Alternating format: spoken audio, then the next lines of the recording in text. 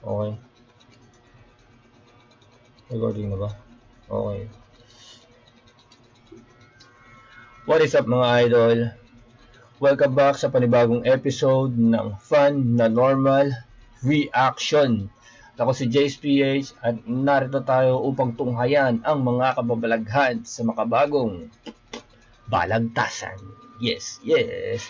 So ngayon papanoorin natin itong laban ni Ivar at Asjo. So bago lang to, bagong upload lang to. Hindi ko alam kung kailan pero tingnan natin, check natin. 3 days ago. Ayan, 3 days ago as of now. Ngayon ay October 2, Thursday. Alright.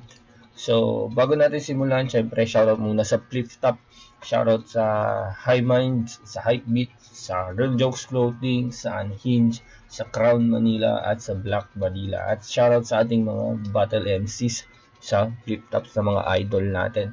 So, panoorin natin to first hand. Hindi ko pa napapanood. So, kaka-upload lang 3 days ago. Hindi ko pa napapanood dahil sa busy tayo.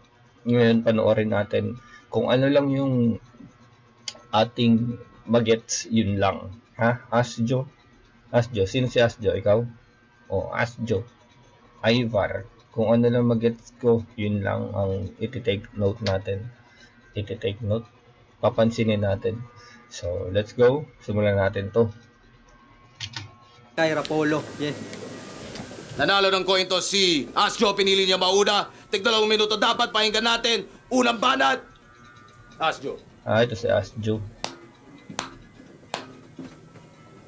Let's go, Asjo. Musta ka kapatid? Batid ko kung ano yung gusto mong isalaysay. Tingin mo dito isang duelo? Tingin ko isang lamay. Sapagkat marami sa iyong nakikiramay at kahit hindi mo kadugo yung mga dumamay sa'yo, yun din naman ang madadamay! Sapagkat baka ito na daw yung una at huli na pagtungtong ko sa liga. Kaya kailangan lang magseryoso. Ang kaso, hindi ako si Lucas, kaya basag! Tatapakan hanggang sa maging abo! At di lang basta ibubuhos ko ang lahat, tudurugin ko lahat ng basong maitagay nyo! Kaya patawad kapatid. Sinubukan ko rin naman na umiwas. Alam mong labag sa loob kong makipagduelo sa bitbit na stiloy. Gamit na't isang dekada na ang lumipas.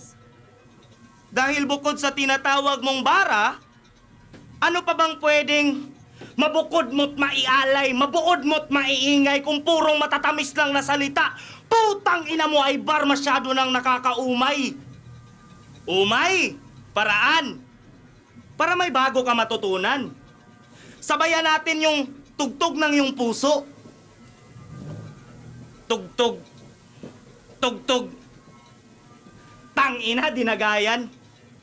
Sabay tugtog ng 2 baril kung nagbabarilan. Tugtog sa may sentido na may bago namang pumasok sa iyong isipan. Pero ganun pa man, itong lahat wag mong mamasamain.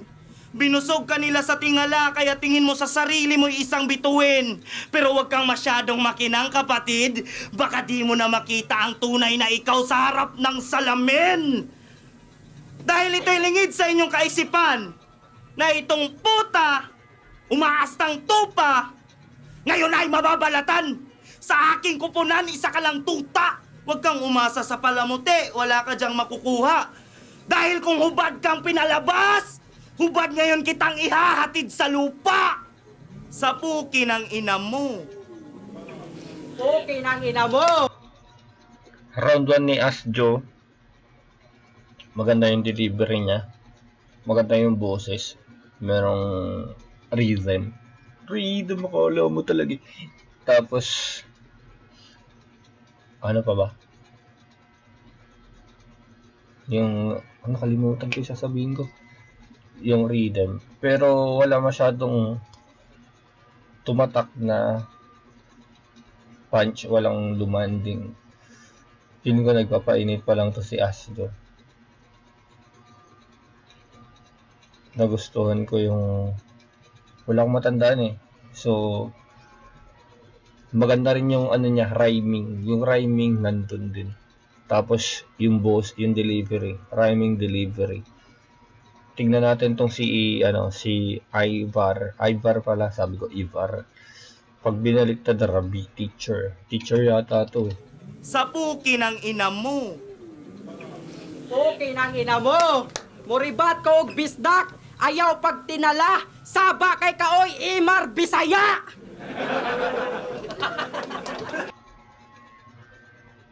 Maingay daw si Emar na Bisaya. Sabi. Hindi ko alam kung tama yung pagkakaintindi ko pero yun yata yun. Saba kay kaoy Imar Bisaya. Emar na Bisaya. Bisayaan ni mo eh. Boss Arik, salamat. Boss Arik, salamat. Pero parang di ito inaasahan ko na rapper. Akala ko makakabatil alter ego na ni Acer. Asjo ang puta. Ipinangalan ka sa puwet. Yan ang trip mong katayuan. Sana pagbigyan ka ni Bathala sa hiling mong katauhan. Ipagdasal nating lahat na magising to kalaunan bilang puwet ng isang bakla na merong negrong kakantutan. Ingat sa paghuhukay mo, Arik, kasi baka baliktad gago. Sa pag-aakala mong diamante yun pala ay puwet ng baso. Ngunit walang kaso, ako na ang bahala at saka ititiyak. Titirahin to ang puwet parang nasa Saudi si Miraj. Sa arit Delicads, dala ko na kargada ang tumpong mauna sa pagputok. Sobrang lakas kada bira mauutok ng kusa sa pagputok sa bug kakadabuto na goya at magkaklap dito sa asay magtutur ka puta. Alter eg, body bag patay, ako ang salarin, wag nyo lang ipagkalat. Kristen Silawan tong iiwan, walang mukhang hinaharap. Sa pagpatay ako'y galak. May sisingaw na baho pagkatapos ng laban o may ibubuga kaas. Mangangamoy ka nga lang, alter ego. Partida. Alter ego to ni Acer o baka waka na bersyon dapat dyan ka kilala ni hindi nga bihasa kung si Acer mas bate as Jo ikaw ang pinaka Imar Bisaya. Jo Ano daw? ikaw kilala ni hindi nga bihasa kung si Acer mas bate as Jo ikaw ang pinaka Imar Bisaya. Ikaw ang pinaka. Jo ikaw ka kilala. Alter ego to ni Acer o baka waka na bersyon dapat dyan ka kilala ni hindi nga bihasa kung si Acer mas bate as Jo ikaw ang pinaka Okay. Imar Bisaya. As Jo ikaw ang Kung si Acer mas bati, ikaw ang pinaka. Kasi ginamit niya Bisaya language, mas bati. Parang mas pangit. Kung si Acer mas pangit, ikaw yung pinaka. Nagets ko, ilang minuto yata yun ha. kilala ni hindi nga bihasa kung si Acer mas bate as Jo ikaw ang pinaka Imar Bisaya. Ano ba na Kunti pa lang yung mga info natin na alam, no? Pero pagdating siguro sa rhyming, mas lamang si Asjo sa presence. Si Ivar. Tapos yung boses mas ano yung kay Asjo. Tignan natin round 2. Tabla muna tayo dito sa round 1. tingnan natin?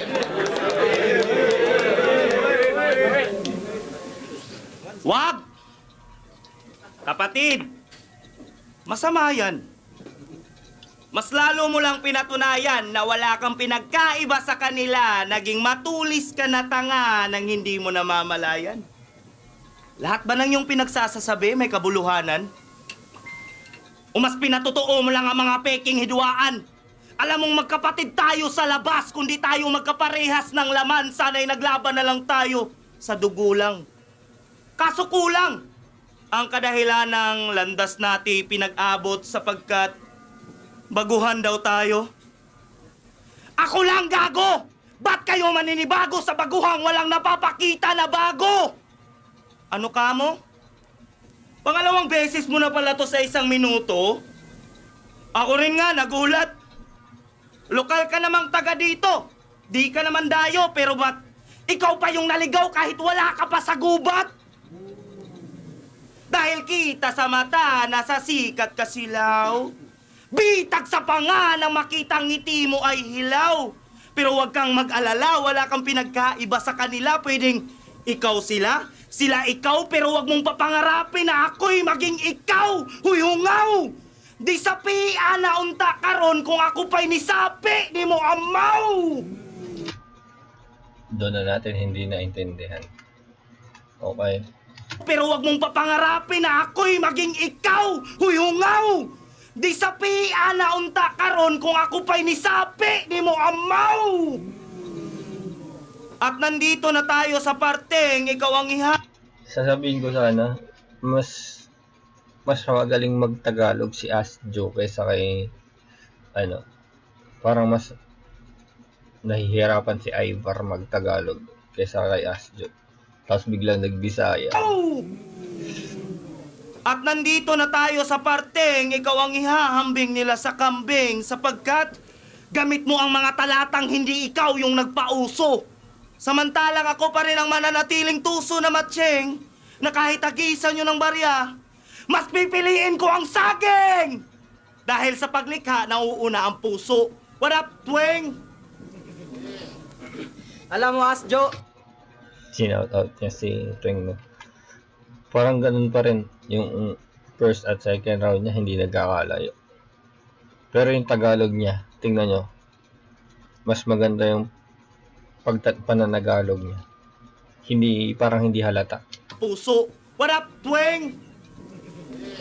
Asjo. alam mo, Asjo, kahit kaibigan kita, sasabihan kitang wak, buplaks kat hilaw, Parang si Abot na kaibigan kita, sasabihan kitang wak, buplaks kat hilaw, tang inang to pag bumitaw ng ender may awkward na sigaw. Nakakailang kang panoorin, kaya paano uubra? Di na nga kalakasan to sumulat, kay Dens wala sa metro, tas bano pa tumugma, pansin nyo. Bagsak ng bawat bara niya'y wala sa tono kada laban. Parang badang kay Francis Glack at Chito, bobo sa bagsakan. Parehas tayong rep and sprout, pero di mo maloloko. Ika'y napaglipasan sa iyong stilong pang ninuno. Ako naman kumpleto sa moderno natututo. Ikaw yung rep and sprout na may progresong katutubo. Kahit galingan mo pa magluto, di rin papalarin. Sa 1 minuto makakatikim lahat sa akin pagkat ready naka-dine in. Tsaka deadly nakahain, mapapasubo ka ngayong nakipag-FT ka sa Viking. At FT ka sa kahain, Viking. mapapasubo ka ngayong nakipag-FT ka sa Viking. At kung susumahin, isang sapak wasakto sa akin kahit di pa man umamin. Bawat tama ay bagsak ka Asjo dropping at pagsaka lagot sa hangin. Wala nang balak pang buhayin. Breathtaking paglapag ko sa Apollo na para bang moon landing. Kaya boss, nung sinabi mong madaming classic battle sa Bisaya, pero sayang kasi di mo maintindihan, ramdam ko rin yun heavily. Di mo tuloy maintindihan kung paano ko binadibag si MP3. Ha? Totoo ba? Binadibag ba niya si MP3 sa Rapolo? Ganda yata yun Bag si MP3. Ha?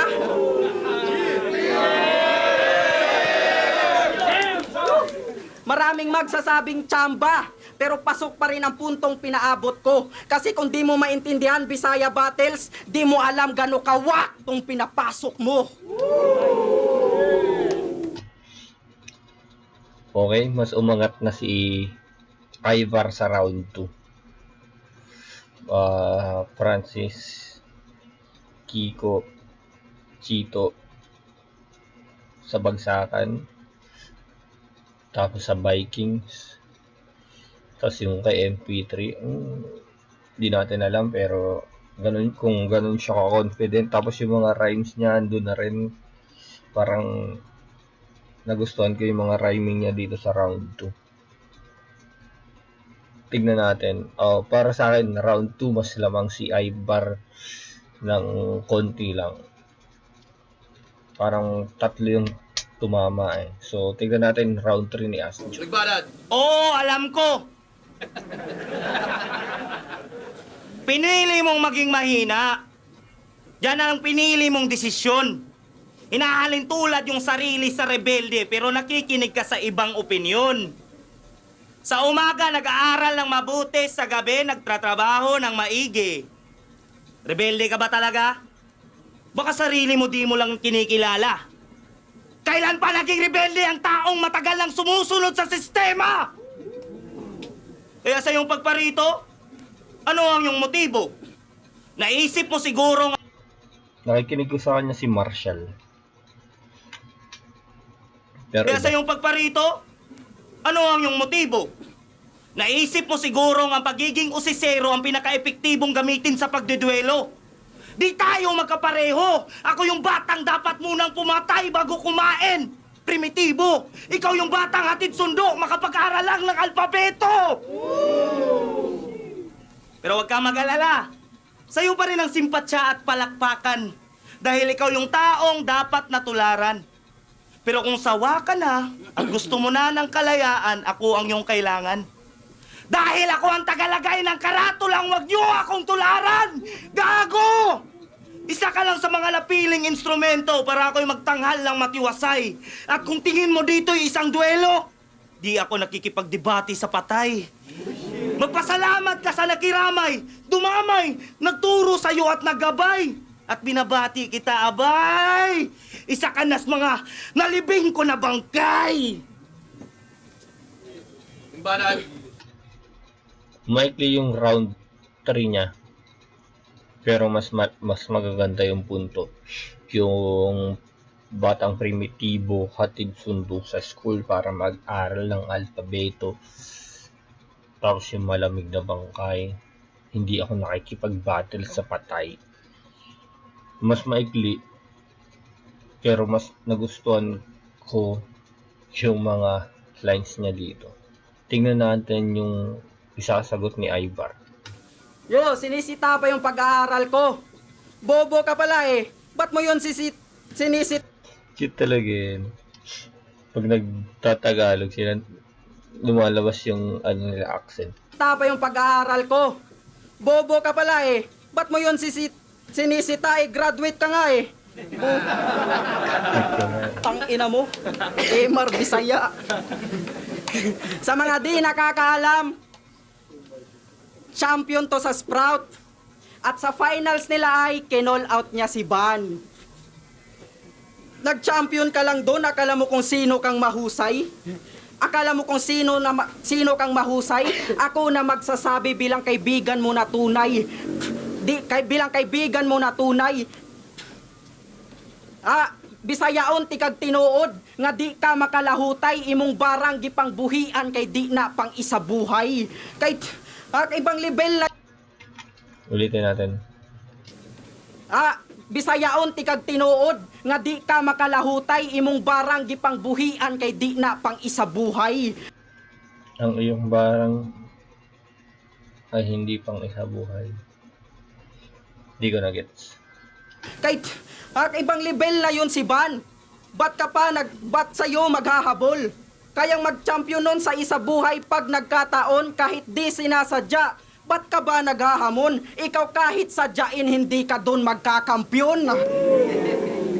Kasi di ka rin naman isasali ni Enigma. Kaya wag ka nang bumoses. Sobrang wak mo na kampyon, puta, para kang si Lawrence. Sino si Lawrence, guys? Sa Rapolo yan. Champion si Lawrence sa Rapolo o sa Sprout. Hindi ko alam. Wak mo na kampyon, puta, para kang si Lawrence. Nakarelate yung crowd. Siguro local yan. Local MC si Lawrence. Di ba grupo mo Centrimatic? Pues aking babalaan, sa akin yan gagapang. Lahat ng tira ay pasok sa Centermatic tatamaan. Laging Sa palagpagan. Centermatic tatamaan. Grupo mo, Centermatic. Ba ba grupo mo Centrimatic? Ha, Centrimatic. pues aking babalaan, sa akin yan gagapang. Lahat ng tira ay pasok sa Centermatic tatamaan. Sa center, sa gitna, matik tatamaan. Sa akin yan gagapang, lahat ng tira ay pasok sa Centermatic tatamaan. Laging balagbagan, malariki na nag-envy di mailaga na tuboy. Kaya kung repin mo ay sentry, pinakitaan katuloy. Dota reference. Okay, si Ricky Maro, invisible siya. Ulitin natin. Centermatic tatamaan, laging balagbagan, malariki na nag-envy di mailaga na tuboy. Kaya kung Di mailagan na tuboy. repin mo ay sentry, pinakitaan katuloy. Sentry, okay. Kapag gumamit ng sentry words, makikita yung invisible, kaya pinakitaan. Si Ricky Maro, makikita kapag may sentry. Repin sentry pala to. Itong week na galing Sprout, iba aking timbangan, kilo'y tila 100 daw pag zero bilang matic out. Kay Odian sa kinhawd, ba't binigyan lamang ng sentry itong gem ng underground? 1 minute lang, sabi ni Arik. 16 lines daw, very nice. Parang fangs Mista De La Cruz, patay sa 16. Patay saan? 1 minute lang, sabi ni Arik. 16 lines daw, very nice. Parang fangs Mista De La Cruz, patay sa 16. This is size. Di ko alam yun ha. Parang reference nila yun sa local eh. Dinis ba ni Six Threat si Pangs ano? 3-0! Time! Size! Lamang pa rin si Ibar ng kaunti. Kay Asjo. Tingnan natin kung ano yung ano dito. Kung ano yung judging. Wait lang. 3-0! 3-0 daw. Ito mag-iay para sa laban na yan! Okay, round 1 tie. Round 2 kaunti. Ivar. Round 3 kaunti din Ivar.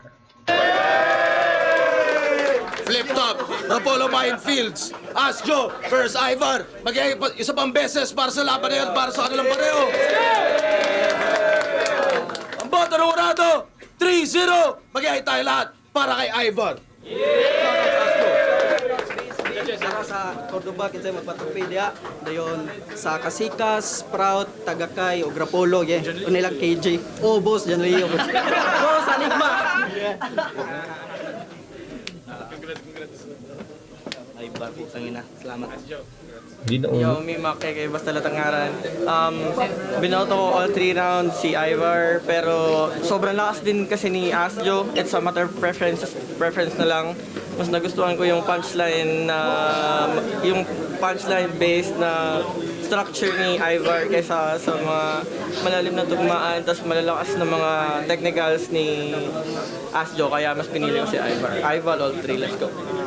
Binoto ko all 3 rounds sa si Ivar, pero hindi ibig sabihin na binoto ko siya hindi na malakas yung kay Asjo dahil litaw yung estilo niya left field.